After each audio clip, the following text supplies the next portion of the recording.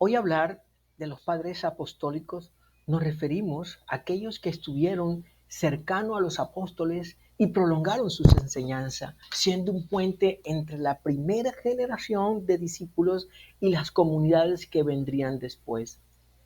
Todos ellos nos dejaron un legado muy importante en el cristianismo primitivo y que aún en nuestros días nos enseñan a través de sus cartas. Hoy podremos hablar de Ignacio de Antioquía.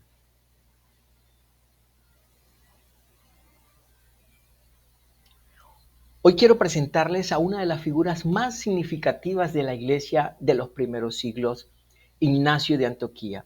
Fue obispo de la comunidad cristiana en Antioquía, una de las ciudades más importantes del Imperio Romano, y es recordado como mártir de los padres apostólicos, es decir, aquellos discípulos directos de los apóstoles que transmitieron fielmente las enseñanzas recibidas.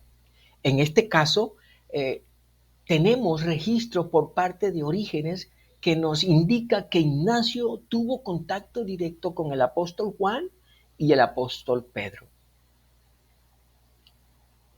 Ignacio fue obispo de Antioquía de Siria a finales del siglo I y principios del siglo II.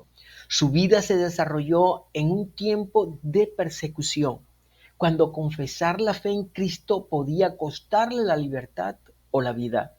Ignacio no solo pastoreó con firmeza a su comunidad, sino que también dejó un legado escrito en sus 7 cartas que escribió en su viaje encadenado a Roma para ser devorado por las fieras. En ellas resalta la unidad de la iglesia, la centralidad de la Eucaristía y la fidelidad hasta el martirio. Su testimonio continúa siendo hasta hoy una fuente de inspiración para vivir la fe con valentía. Hacia el año del año 107 después de Cristo, el año 107, durante el gobierno del emperador Trajano, las persecuciones se intensificaron. Trajano, en su campaña de unificar el imperio bajo los dioses romanos, exigía que todos los ciudadanos rindieran culto a las deidades paganas y al emperador considerado divino. Ignacio se negó con firmeza a cumplir estas exigencias, declarando con valentía que Jesucristo era el Señor y Rey. Esta negativa lo llevó al martirio. Ignacio fue llevado de Siria a Roma para sufrir allí su martirio impuesto por el emperador Trajano. En este trayecto, Ignacio logró escribir 7 cartas que circularon rápidamente por todo el Imperio Romano. En su parada en Esmirna recibe a varios obispos y escribe 4 de ellas. Y después, en su parada en Troas de Alejandría, escribió las 3 restantes. En las primeras 4 tenemos la carta a los Efesios, una carta a la iglesia de Magnesia y una carta a los fieles de Traianos. Y la última de estas primeras fue la carta a los cristianos de Roma. En el segundo bloque, que fue en Troas de Alejandría, escribe la carta a los Esmirna, a la comunidad de Esmirna, una carta a San Policarpo y otra carta a los fieles de Filadelfia. Las cartas ignacianas fueron llamados tesoros espirituales. En ella, los temas centrales que se destacan son las advertencias contra las falsas doctrinas, especialmente el docetismo y la unidad de la iglesia y la obediencia a los obispos y la gloria del martirio. La carta a la comunidad de Roma es muy interesante, ya que da a entender que los cristianos de Roma tenían cierta influencia en el gobierno romano. Y a Ignacio ha llegado el rumor de que la comunidad romana estaba gestionando la anulación de su condena, lo que rechazó enfáticamente, vehementemente, y les comunica: permitidme ser imitador de la pasión de mi Dios. Si alguno tiene a Él consigo, que entienda lo que deseo y que sienta lo mismo que yo, porque conoce lo que me apremia. Miremos los temas centrales que Ignacio escribe en sus cartas. Hay un primer punto y es advertencia a las falsas doctrinas.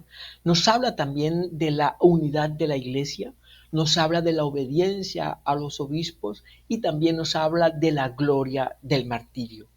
En sus advertencias a las falsas doctrinas, él nos comenta, se enfoca en defender la realidad histórica de Jesús y la unidad eclesial contra estas desviaciones. Con respecto a la unidad de la iglesia, él dice, poned empeño en reunirnos más frecuentemente para celebrar la Eucaristía de Dios y glorificarle. Así pues, conformaos todos con el proceder de Dios, respetaos mutuamente y nadie mire a su prójimo según la carne, sino amaos en todo momento los unos a los otros en Jesucristo. En referencia a la obediencia a los obispos, él enfáticamente menciona sometiéndose a los obispos como a Cristo. El que honra al obispo es honrado de Dios. El que hace algo a oculta de los obispos rinde culto al diablo. En este tema de la obediencia, él dice que es pues evidente que hemos de mirar al obispo como al mismo Señor. Ignacio consideraba la falta de la unidad y el rechazo a la autoridad eclesial como una forma práctica de la falsa doctrina, ya que destruía el testimonio de la iglesia. Con respecto a la gloria del martirio, él dice, de nada me aprovecharán los confines del mundo ni de los reinos de este siglo. Para mí es más bello morir y pasar a Cristo que reinar sobre los confines de la tierra. Enfatiza que va en pos de aquel que murió por nosotros. Voy en pos de aquel que resucitó por nosotros.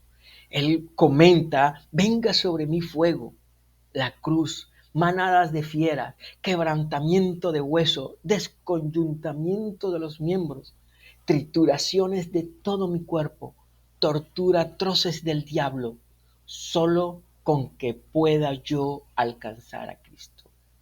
Un gran aporte de Ignacio de Antioquía y fue las advertencias sobre las herejías. Ignacio advierte de dos tipos de herejías que amenazaban la identidad y la unidad del cristianismo primitivo. Una fue el docetismo y el judaísmo legalista. En esta, acerca del docetismo, en ese entonces estaban negando la humanidad de Cristo. Sostuvo que Cristo es humano y divino a la vez, hijo de María e hijo de Dios. Habían surgido maestros que no habían sido autorizados por los apóstoles y estaban enseñando cosas que no eran conforme a las instrucciones de la iglesia. Para Ignacio de Antioquía, el docetismo fue la herejía más peligrosa. Sostenía que Jesús solo aparentaba ser humano, que su cuerpo y su sufrimiento eran ilusorios, como si fuera un fantasma. Acerca del judaizante, negaban la encarnación y creían en un Jesús solamente y humano. Aunque ya había sido tratado este punto por Pablo, el problema de los judaizantes persistía. Creyentes que intentaban forzar a los gentiles a seguir con la ley mosaica. Esto es tener en cuenta la circuncisión, las reglas dietéticas, la observancia del sábado, para poder ser salvo.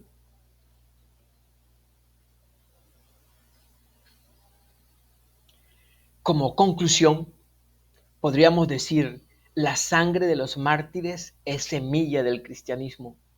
Durante el siglo I hasta el siglo IV, miles de cristianos confesaron su fe con valentía y orgullo.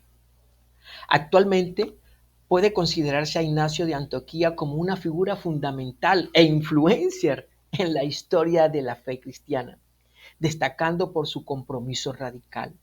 En un contexto de incertidumbre y proliferación de doctrinas incorrectas, Ignacio se caracterizó por defender la autenticidad del mensaje de Cristo, la unidad de la Iglesia y el compromiso con una vida íntegra.